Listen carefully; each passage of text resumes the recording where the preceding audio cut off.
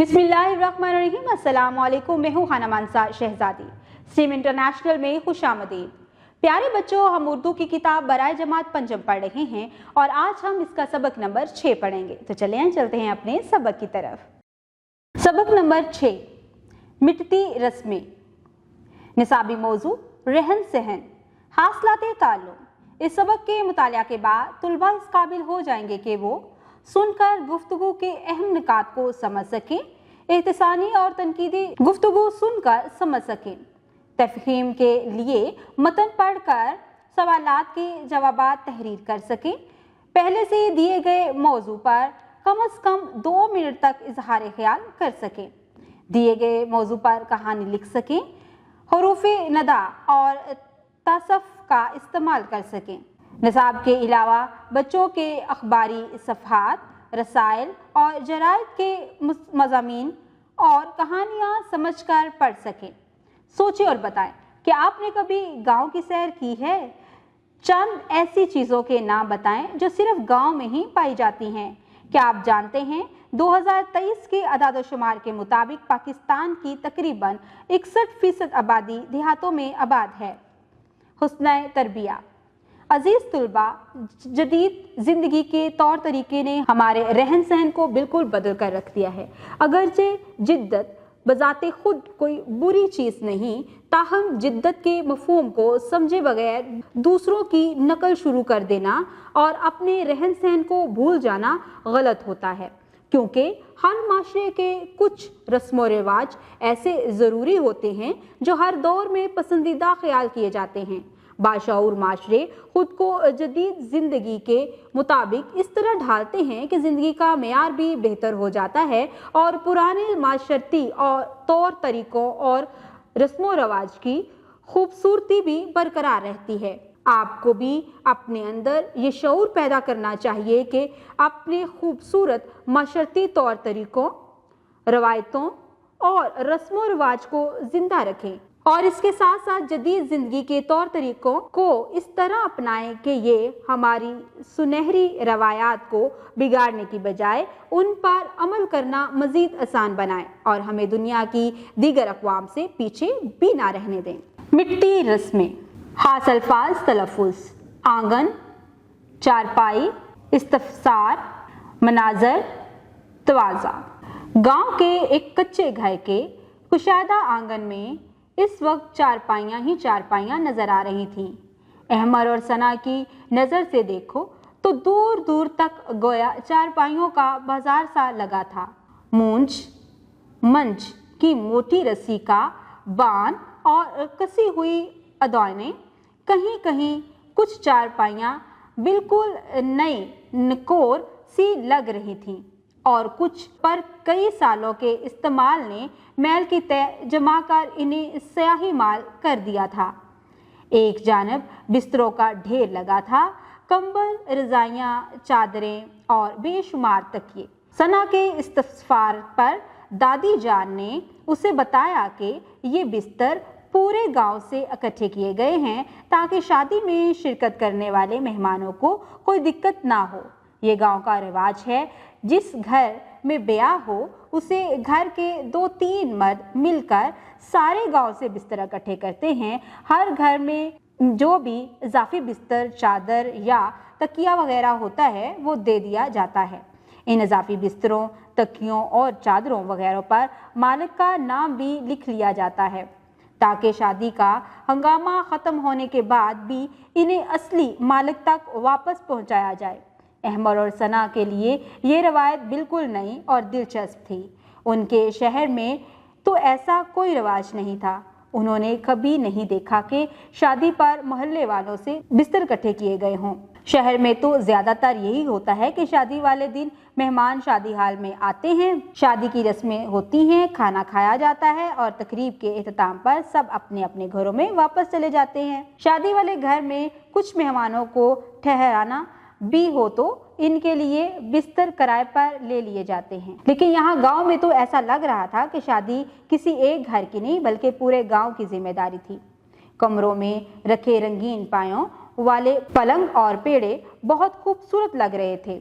ये गांव से इकट्ठे नहीं किए गए थे बल्कि अहले खाना के अपने घर के थे। इन पलंगों पर बची सफ़ेद उजली चादरों पर सुर्ख और सब्ज़ धागों की कढ़ाई से मोर बनाए गए थे। रवायती कढ़ाई का ये खूबसूरत और नफीस काम बार बार सना की तवज्जो अपनी जानिब खींच रहा था। कमरों की दीवारों पर लगे शीशे के फ्रेम रंगीन धागों और मोतियों से कड़े हुए थे। इन पर नहायत खूबसूरती से कश्तियां और फूल टांगे हुए थे। कमरों की दीवारों पर लगी लकड़ी की परछत्तियों पर बहुत से ताम चीनी के बने बर्तन कितार में सजे थे। इनमें वो प्यालियां भी थीं जिनमें कल मेहमानों को चाय पेश की गई थी। अहमद को कितनी ही देर इस बात पर यकीन नहीं आया था कि लोग प्यालियों में भी चाय पीते हैं। एक तरफ पीतल और तांबे से बनी पतीलियां और बाल्टियां भी सजी थीं। कहीं एक दो स्टील के बर्तन भी थे। ये नए ज़माने की आमद की निशानी थी, वरना जब से लोग शादी की तकरीब में शिरकत के लिए गांव आए थे, इन्हें महसूस हो रहा था कि वो किसी और ही दुनिया में पहुंच गए हैं। उन्हें उस पुराने ज़माने के माहौल में कि जहां आज भी बारातें घोड़ियों पर आती हैं और दुल्हन की डोली को चार कहार अपने कंधों पर उठाकर ले जाते हैं। अहमद को तो लग रहा था कि यहाँ भी कुछ ऐसा ही होने वाला है। वो तो सना से शर्त लगाने को भी तैयार था कि दुल्हन को डोली में ही रुखसत किया जाएगा। रात को घर की खवातीन ने दुल्हन को मेहंदी लगाई, ढोलक बजाई, टप्पों का मुकाबला हुआ और लड़कियों बालियों ने शादी ब्याह के गीत गाए। सना और अहमद शादी की तकरीब से खूब लुत्फानंदोज हो रहे थे। वैसे तो ये तकरीब सिर्फ खवातीन की थी, ताहम छोटे बच्चे भी वहीं अंदर बाहर खेल कूद रहे थे। अहमद और सना भी एक कोने में बैठे बातें कर रहे थे। रुकें और बताएं, गांव में बर्तन किस तरह के थे? गांव में पलंगों पर किस तरह की चादरें बिछाई गई थीं? बाहर मर्दान खाना में मर्द हल्का जमाए बैठे हुक्के की कने घुमाते खुशगपियों में मसरूफ थे। गांव के लड़के बाले बाहर देगे पकाने वाले नाइयों को सामान पहुंचा रहे थे ताकि उसका हाथ बटा सके। कोई करीब से सौदा सल्फ पकड़ा देता, कोई घर के अंदर से कोई ज़रूरत की चीज़ ला देता। गांव के किसी भी घर में शादी होती तो लड़कों की गोया खुद ब खुद जिम्मेदारी बन जाती। शादी वाले घर में कोई काम काज होता तो फौरन हाजिर होते। सब एक दूसरे की खुशी गमी में बिना पूछे शरीक हो जाते थे और इसमें किसी किस्म की आर महसूस ना करते। ये सब बातें अहमद और सना के अब्बाजान ने बताई थीं। इनका कहना था कि एक मुद्दत बाद गांव आकर इनके बचपन के देखे भाले मनाजर फिर से देखने को मिले हैं और फिर से वही यादें उनके जहन में ताज़ा हो गई हैं। वरना तो अब गांव भी कहाँ पहले जैसे रहे हैं। इन्हें भी जदीद टेक्नोलॉजी और तेज़ रफ्तार दुनिया की बेसिम दौड़ भाग ने अपने रंग में रंग लिया है। अब कहाँ देहातों में भी जिंदगी के वो सच्चे और अनोखे रंग मिलते हैं। अहमद और सना पिछले 2 दिन से गांव का रहन सहन और रस्म रिवाज देखकर खूब लुत्फानंदोज हो रहे थे। अगले दिन बारात आनी थी। जब बारात आई तो दूल्हा वाकई घोड़े पर सवार था। बारात चूँकि गांव के ही एक दूसरे घर से आई थी, इसलिए बाराती भी पैदल ही चले आ रहे थे। घर के सामने ही डेरे में कनातें और तंबू लगाकर मर्दों के बैठने का इंतज़ाम किया गया था और ख़वातीन को घर के कुशादा सहन में ठहराया गया था। बारातियों की तवाज़ा मीठे चावलों, पुलाव, मुर्ग के सालन और मीठे चावलों से की गई थी। गर्मा गर्म खानों की खुशबू हर तरफ फैल रही थी। बारातियों के साथ साथ गांव के बच्चों को भी एक तरफ बिठाकर खाना खिलाया गया। अहमद और सना के लिए ये एक अजीब बात थी, लेकिन अब्बा जान ने बताया कि गांव में बच्चे हर शादी में लाजमी मेहमान होते हैं। मैं भी बचपन में गांव की हर शादी में अपना नया कुर्ता निकालकर खाना खाने पहुंच जाता था। अहमद और सना इस बात पर बहुत हंसे। शादी की तकरीब ख़त्म हुई तो अब्बा जान की पुप्पो ने, जिन्हें अहमद और सना दादी अम्मा कहकर बुला रहे थे, इन्हें रोक लिया और कहा कि अगर एक मुद्दत के बाद गांव आ ही गए हो तो चंद दिन और यहाँ ठहरो। बच्चों को गांव की सैर तो करने दो। इन दिनों स्कूल में भी छुट्टियां थी। अहमद और सना की आंखों ही आंखों में की गई इल्तिजा को देखते हुए अब्बाजान ने भी कुछ दिन और गांव में ठहरने की हामी भर दी। अगले दिन सुबह सवेरे अब्बाजान दोनों बच्चों को डेरे पर ले गए। अब्बाजान के फुफोजाद भाई अहाते के एक तरफ बंदी भैंसों का दूध निकाल रहे थे। कच्चा ताज़ा दूध पीकर दोनों बच्चों को बड़ा लुत्फ आया। दिन भर उन्होंने गांव की खूब सैर की। लहलहाती फसलों में दातरी के लिए मुशक्कत करते किसानों को देखकर वो दोनों बहुत हैरान हुए। अब्बाजान ने बताया कि हम जिस आटे की रोटी खाते हैं, इस गंदम को उगाते और दिन रात इसकी देखभाल करने वाले ये किसान अपने खेतों में बहुत मेहनत करते हैं। खेतों में कहीं कहीं ट्रक और फसलें काटने वाली मशीनें भी दिखाई दे रही थी। एक दौर वो भी था जब फसलें काटने वाली मशीनें और ट्रक वगैरह गाँव में नहीं आए थे। उस जमाने में सब लोग मिलकर दातरियों से भी फसल काटते और इस काम में कई कई दिन लग जाते। जब भी किसी की फसल पकती तो गांव के तमाम मर्द फसल की कटाई में हाथ बटाते। औरतें खाना पकाकर सरों पर गठरियों की सूरत रखकर खेतों में ले जाती। फसल की कटाई का मौसम गोया जश्न का समा बांध देता और हर तरफ रौनक सी लगी रहती थी। गन्ने की कटाई होती तो बेलने में गुड़ बनाया जाता और ताज़ा गुड़ गांव के हर घर में भेजा जाता।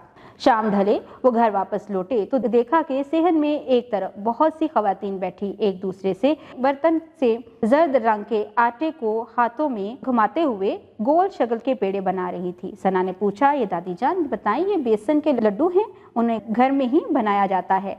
यहाँ का रवाज है, शादी की तकरीब के बाद बेसन के लड्डू बनाकर गांव भर में तकसीम किए जाते हैं। अगले दिन वो सुबह सवेरे उठे। घर के बड़े से आंगन में भी अभी तक शादी की तकरीब सार बाकी थे। धुले हुए खाली बर्तन सेहन में एक तरफ रखे थे, दूसरी जानब बिस्तरों को सलीके से बांध कर रखा गया था ताकि गांव के घरों में वापस पहुंचाया जाए। इस मकसद के लिए मोहल्ले के चंद लड़कों को बुलाया गया था।